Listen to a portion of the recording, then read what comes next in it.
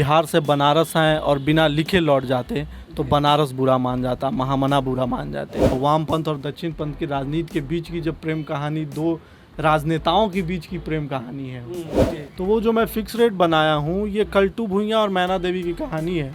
ये मेरा पहला अनुभव था और बहुत खूबसूरत अनुभव रहा। नमस्कार, मैं हूँ विद्रोही और आप देख रहे हैं आंखें न्यूज़ 24। आज हम एक ऐसे शख्सियत के साथ चर्चा करने के लिए बैठे हुए हैं जो बिहार के गलियों से निकलकर दिल्ली में जाता है, BHU से लॉ की डिग्री हासिल करता है, उसके बाद आकर ज़मीन पर संघर्ष करने का काम करता है और इसके बाद वो लिख डालता है बनारस वाला इश्क।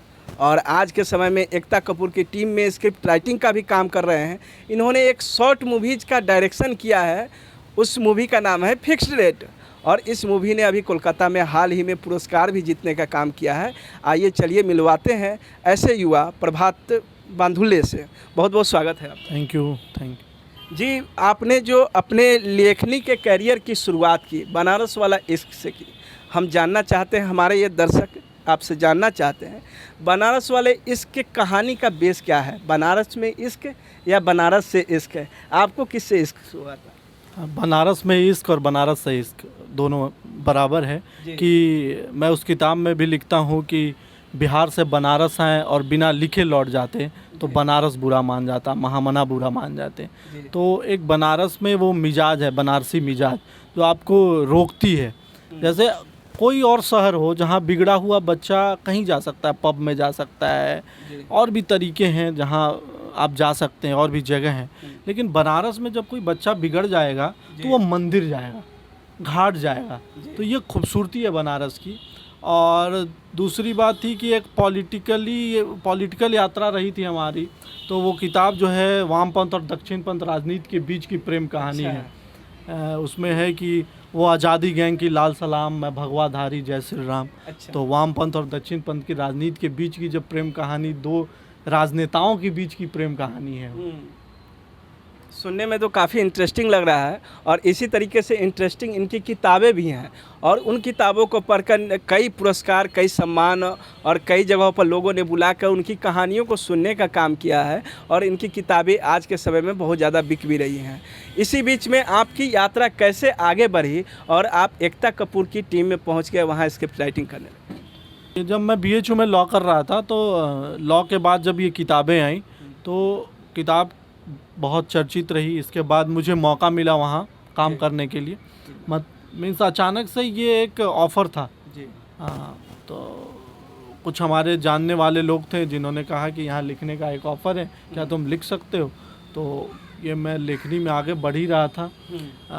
बनारस में रहते रहते मुझे लग गया था कि अब मुझे ये काम करना है। ये मैं तय कर चुका था कि ये मैं लिखूँगा, काम करूँगा इसमें।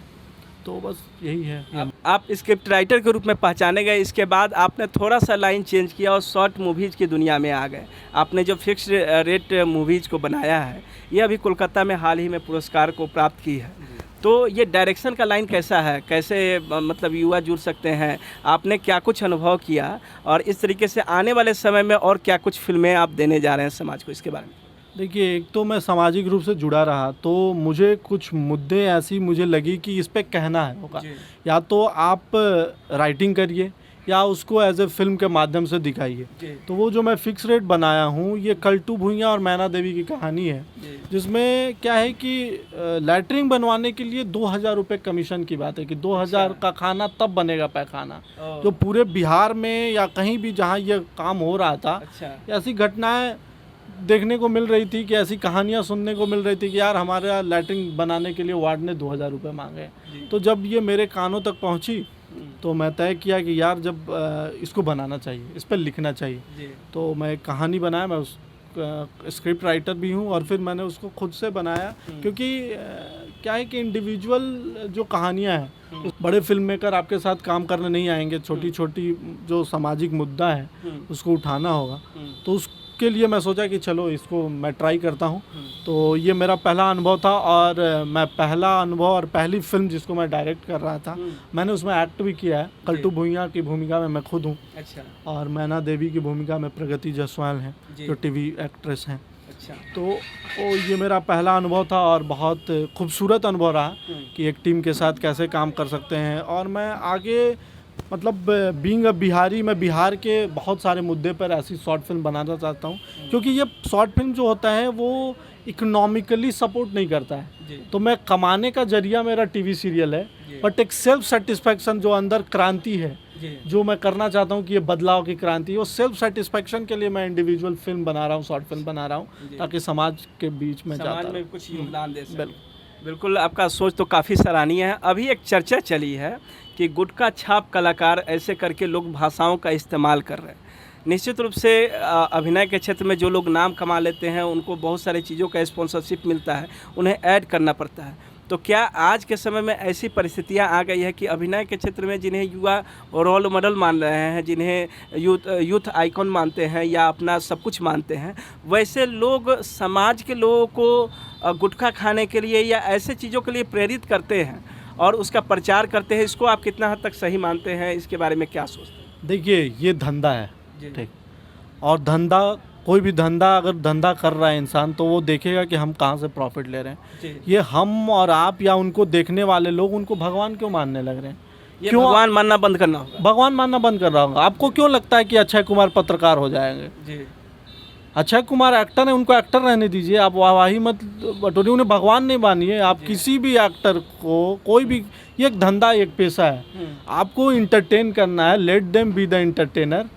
आप उनको भगवान मानेंगे और भगवान गलती करेगा तो दुख होगा। हम जिसे भगवान मानते हैं वो भगवान कहेगा गुटखा खाओ तो दुख होगा, तो हम दुख लेकर चलेंगे, लेकिन गलती हमारी, हम उन्हें भगवान न माने। They are all actor. मुझे ही मैं लिखने बैठा हूँ, आप मुझे चाहिएगा कि मैं बहुत सोसाइटी के लिए करता रहूं, ये नहीं पॉसिबल है। वो एक धंधा, एक बिजनेस है जिसमें बहुत लोगों का पैसा लगता है, उनके अनुसार काम करना पड़ता है। उस तरीके का आप ऐसा राइटिंग करेंगे, कॉमर्शियल राइटिंग भी अलग अलग प्रकार से है। कॉमर्शियल राइटिंग है जिसमें आपको पैसा देखने पड़ते हैं। तो मेरा मानना है, one liner for me is कि यार उनको भगवान मत मानो। हाँ, वो कर रहे हैं, आपको इंटरटेन करने का ठेका उन्होंने उठाया, आपको मज़ा आ रहा है उनको देखने के लिए, देखिए। अब उनको भगवान मानिएगा तो तकलीफ होगी। अभी के समय में जैसे चल रही है कि फिल्मों के माध्यम से हम इतिहास को दोहराएंगे, तो ऐसा लगता है जैसे आप बात बता रहे हैं कि फिल्मकार इतिहासकार नहीं है, फिल्में जो है सो इतिहास नहीं, वो एंटरटेनमेंट का माध्यम है। पैसा लोगों का लगता है ज़्यादा से ज़्यादा लोग देख सके, आ सके, ऐसा कुछ कहना चाह रहे हैं? बिल्कुल बिल्कुल। जैसे फैक्ट आप गड़बड़ नहीं कर सकते हैं, लेकिन फिल्म भी बनाते समय हमें ये ख्याल रखना होगा कि फैक्ट के साथ ज़्यादा छेड़छाड़ न करें।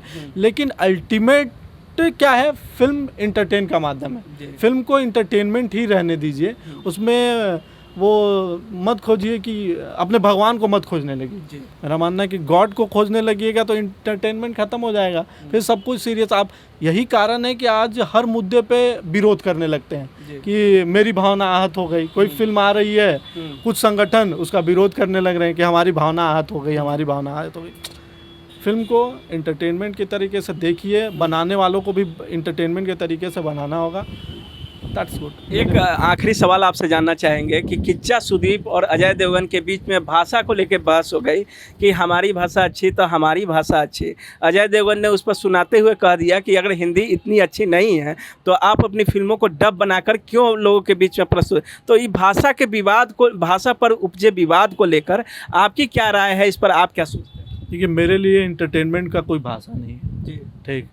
मैं इश्क लिखने वाला हूँ। मैं जब लिखता हूँ मैं कहता हूँ कि इकरार, तकरार, इनकार की कोई भाषा नहीं होती है। हम जिस क्षेत्र से आते हैं उस तरीके से हम इसका इजहार कर सकते हैं। तो एंटरटेनमेंट का कोई भाषा नहीं है। हाँ, एक दायरा है। जैसे जब आप राइटिंग पे बात करें तो हिंदी का लेखक जो है अंग्रेजी के लेखक के मुकाबले कम बिकता है। उपन्यासकार जो होता है, आज चेतन भगत ज़्यादा बिकते हैं, हमारे यहाँ के लेखक कम बिकते हैं, क्योंकि अंग्रेजी ज़्यादा पढ़ी जाती है, हिंदी कम पढ़ी जा रही है। तो साउथ में साउथ देखने वाले लोग हैं हिंदी। अब अजय देवगन ने जो पॉइंट कहा है, ऑब्वियसली हिंदी देखने, सुनने, पढ़ने वाले लोग अधिक हैं साउथ के मुकाबले।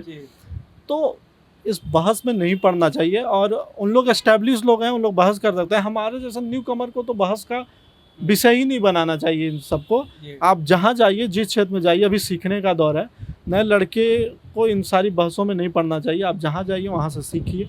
साउथ भी एक बहुत स्ट्रॉन्ग है इंडस्ट्री का, वहाँ आप अच्छी से अच्छी फिल्में बन रही हैं जिनको देखकर आप सीख सकते हैं।